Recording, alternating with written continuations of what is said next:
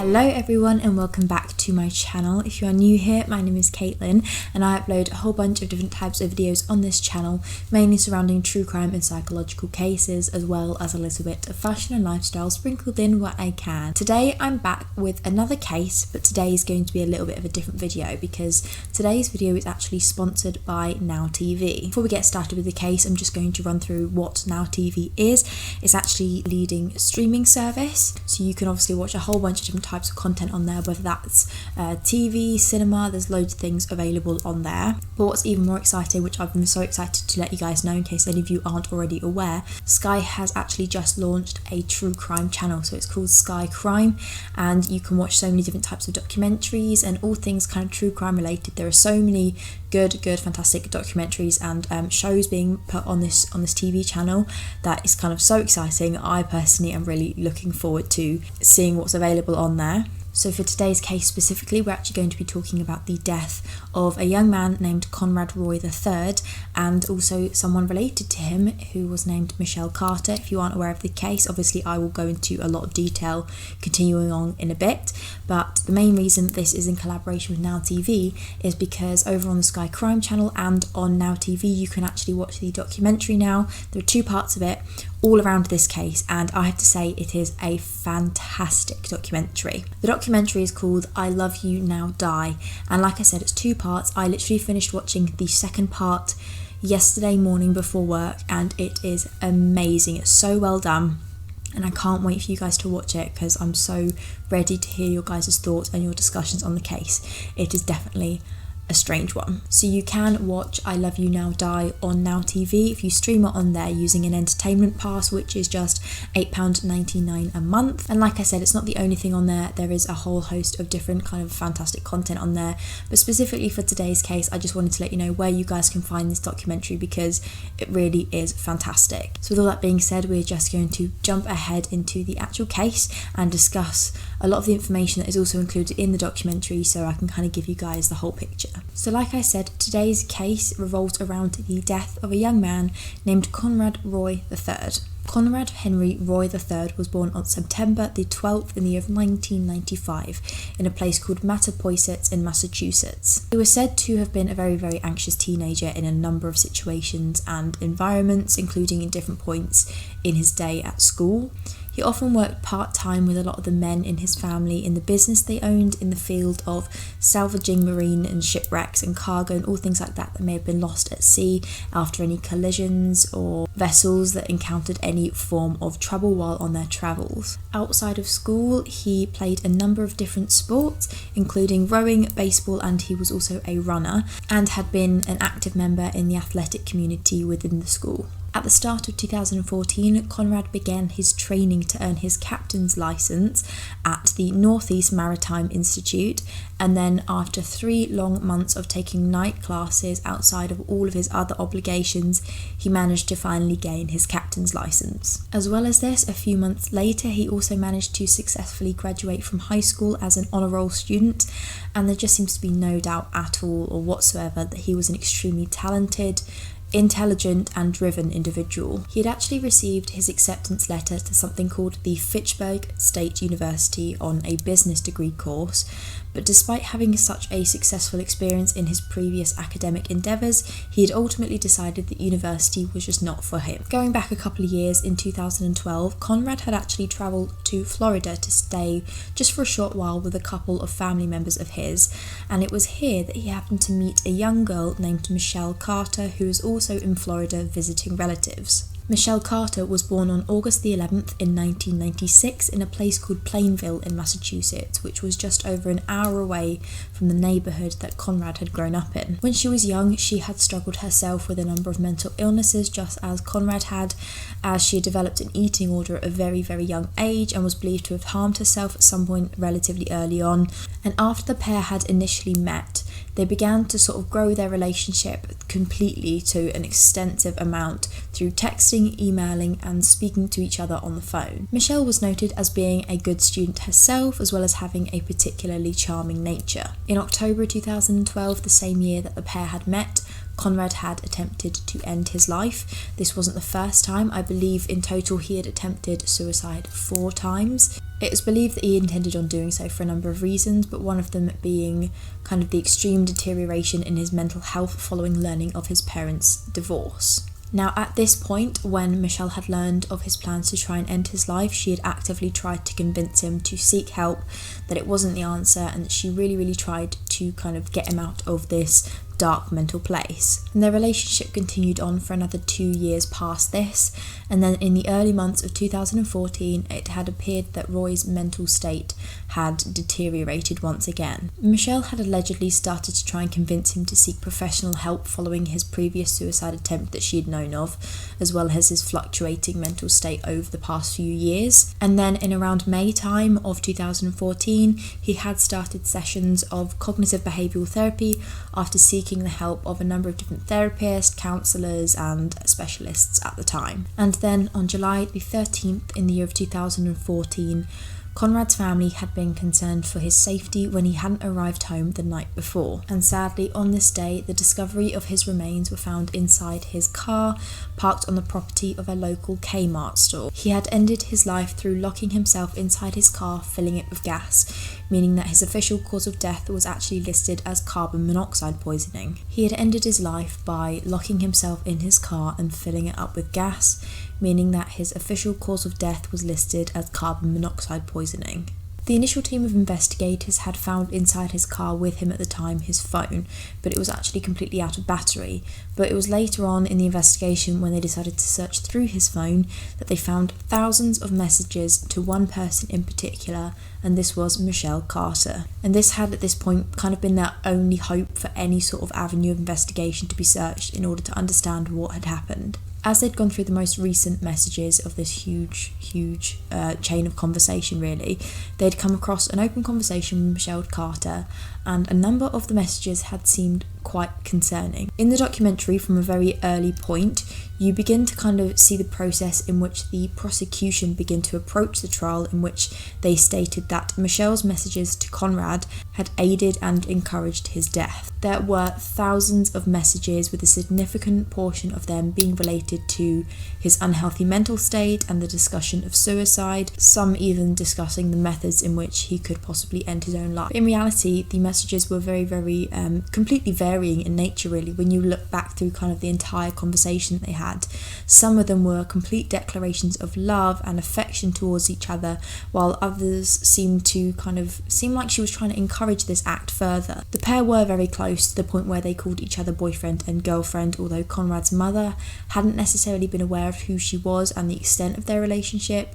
But she does say in the documentary, there's like an interview with her where she says that she was aware that he was constantly messaging some girl. As I said previously, at an early point in their relationship, Michelle had been very supportive of him, and she had encouraged him to not feel down and to seek help and just to try and help improve his mental state.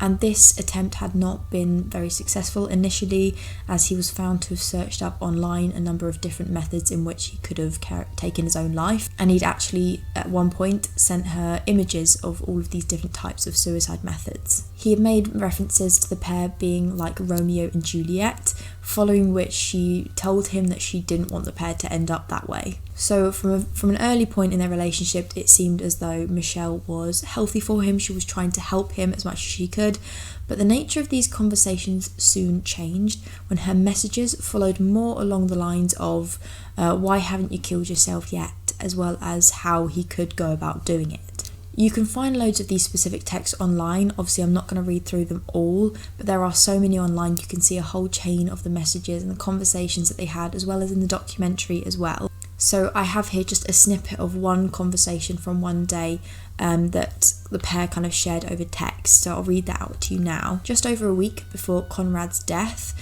they had the following conversation over text message. So Conrad said hi, and then Michelle replied hi. Conrad said, "What's up?" And Michelle said, "Just woke up. You? Why do you seem so happy? Haha." Conrad said, "Because tonight's the night." Michelle said, "You said that last night and the night before." Conrad replied with, "Haha, I know, but it has to be tonight. I'll be all alone." He then continued, "Mum and Brian are sleeping over at a friend's house in Rhode Island." And she replied with, "So yeah, tonight seems like the perfect night." And she then continued, like, "You have all night to try different things." And he said, "Yes, lol." Michelle said, "Do you think tonight really is the night you're gonna do it?" And he said, "I think." Michelle said, "There's a difference between saying I'm gonna try to commit suicide and I'm going to commit suicide." And Conrad said, "Well, I'm going to try." Then Michelle then said, "So you don't want it bad enough? You already know you're gonna fail because a part of you wants to fail." She continues, "Just saying." He just says, "Yeah." She says, "Yeah, what?" And Conrad said, "It's just hard, Michelle." And she said, "I know it is." In other conversations, she would say things that seemed as though she was trying to make him feel almost guilty for not going through with it, almost coming across pushy and kind of overly enthusiastic about it. And then on the day of his actual death, Michelle had texted him just hours before his death. She'd asked him if she had deleted all of the messages that had been shared between the pair of them from his phone, as if he was successful in taking his life, she didn't want anyone finding the messages they'd shared. As Conrad had sat in his car as it filled with gas, he suddenly decided that he couldn't go through with it and he jumped out of the car. He immediately rang Michelle, and this is known as it's shown through the phone record that they had a conversation at some point during this time, and the exact conversation that the pair had had at this point isn't known, obviously, because it was a phone call, but it is suggested, it's stated, as you'll see stated by the prosecution in the documentary, that Michelle had said something to him that had encouraged him to get back inside the truck that was filled with poisonous fumes. You are also then told that just shortly after Conrad's death, Michelle had actually texted her friend Sam saying that Conrad's death was her fault. After the news of Conrad's death had spread, Michelle had immediately taken it upon herself to play this part of the grieving girlfriend. She's even referred to in the documentary as being a young black widow, as this was how she was seen. She had started to text all of the girls that she'd known at school who hadn't previously been that close with her about her boyfriend's death and how heartbroken she was about it, and obviously, as you'd imagine and expect, they all suddenly began to show her so much sympathy and attention. All these people would reply to her Facebook messages about her recently deceased boyfriend, and she'd suddenly get all this attention.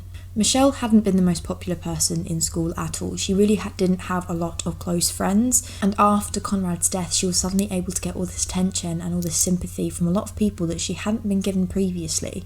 She had also been messaging Conrad's mum and sister, even though she hadn't actually known them too well at all, nor had she even really met them in person. And she'd even gone as far as to ask his mum if she could have part of his ashes to keep for herself, which at the time probably did seem quite strange. In the documentary, it is virtually made clear that the prosecution side is arguing that Michelle had intentionally convinced him to go through with his suicide attempt in a forceful manner. However, as you watch on, you learn that the defence begin to kind of paint an entirely different picture to the story, and this picture kind of suggests that she wasn't actually in the right frame of mind to be able to determine what was right and what was wrong. The basis of this argument stood on the fact that since she was young, she had been put on a specific form of medication, antidepressant medication, although the expert they'd introduced in the trial said that she should never have been put on this medication at such a young age due to the extreme side effects that can happen when you're so young. During her relationship with Conrad, her medication was then switched, and this is why the defence argued that she had such a sudden change in perspective towards his mental state and towards his suicide attempt. So obviously at the start she kind of actively encouraged him not to take his own life, and then suddenly she switched and she seemed like she was being quite forceful, and this is why the defence kind of suggested this occurred. The expert they called upon had argued that she'd been in a state of involuntary intoxication due to the combination of her medication and it being changing, and it was just an incorrect one for her, and this meant that she was in fact cohesive and she was completely making sense, but her inner sense of what was right and what was wrong and what was ethical and moral was completely skewed. And this was the main argument that they made, which introduced the thought process that what she had done wasn't moral or ethical, but in a legal sense she may not have possibly been able to be held accountable. I found myself throughout the entire documentary being extremely conflicted, kind of at every stage, because it's been carried out so well, but it obviously clearly shows two completely vastly different perspectives of the story. Michelle's behaviour around the time of Conrad's death, regarding her messages to her friends, and seemingly using Conrad's death as like a source of attention, is very clearly supported. But one thing that shocked me majorly towards the end of the case was the sheer fact that there is not any physical evidence or existence of evidence for certain parts of the prosecution's argument, including the fact that she'd allegedly told him to get back in the car. The conversation while Conrad had gotten out the car during his suicide attempt and had gotten cold feet had occurred over the phone, and so there is no physical evidence of exactly what she had said to him. There is also no evidence that she actually confessed to her friend Sam that she had told him to get back in the car. And it was this fact that changed my opinion entirely. So ultimately, Michelle was found to be guilty of involuntary manslaughter and was given a 2.5-year prison sentence, with only 15 months of this being mandatory. But this case remains a huge discussion point to this day, as it set a precedent for future cases like it. It continues to divide people extremely as to whether what she did could be seen as legally wrong, legally criminal. I think that there is no doubt that what she did was immoral, and I don't think anyone really disagrees with that. But as to whether it's criminal, I don't know, and I think this is the whole discussion, this is the whole difficult thing about this case. One thing that is explored in the documentary that is definitely worth considering is that Michelle Carter seemed to have this really romantic view on life, on her relationship, everything really, but in particular her relationship with Conrad.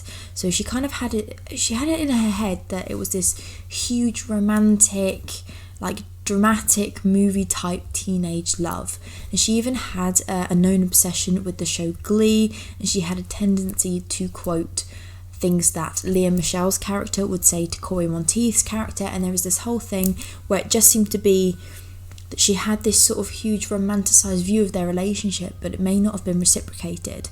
And honestly, I don't even think I can do it justice without sitting here and reading through all of the text messages that were shared between the pair, because it is so complex and it's so deep, the way that both of them seem to have their ups and downs and their phases of being negative and almost bad for each other. I don't know.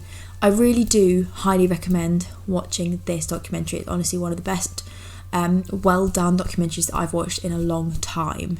And obviously I wouldn't tell you guys that if it weren't the case. I would be very interested in hearing your guys' opinions on this case. It was obviously a hugely publicised case, so I'm sure a lot of you do already know a lot about this case. It was literally everywhere. Like I said, it was the first of its kind. It set precedent for so many future cases, and a lot of people have a lot of strong opinions on this case, so I would be very interested in seeing your guys' discussions in the comments, so please do. As I said, you can watch the documentary over on Now TV through the Sky Crime channel, which is obviously $8.99 a month for an entertainment pass, which is fantastic. I do have one myself at the minute. And also keep your eye out for more content that will be going up on the Sky Crime channel itself, and obviously on Now TV, but having a whole channel dedicated to true crime, I'm sure you guys are going to love, because it's just like this YouTube channel but on TV. So that is everything I have to talk about today. Please have discussions down below. This is one of the most fascinating cases that I've seen in a long time. I'm so interested in hearing your guys' opinions, because it seems to be that everyone has such extreme different opinions on this case. So let me know your thoughts down below. Thank you guys so much for watching. I hope you found this interesting, and I will see you guys very soon for another video. Thanks for watching. Bye.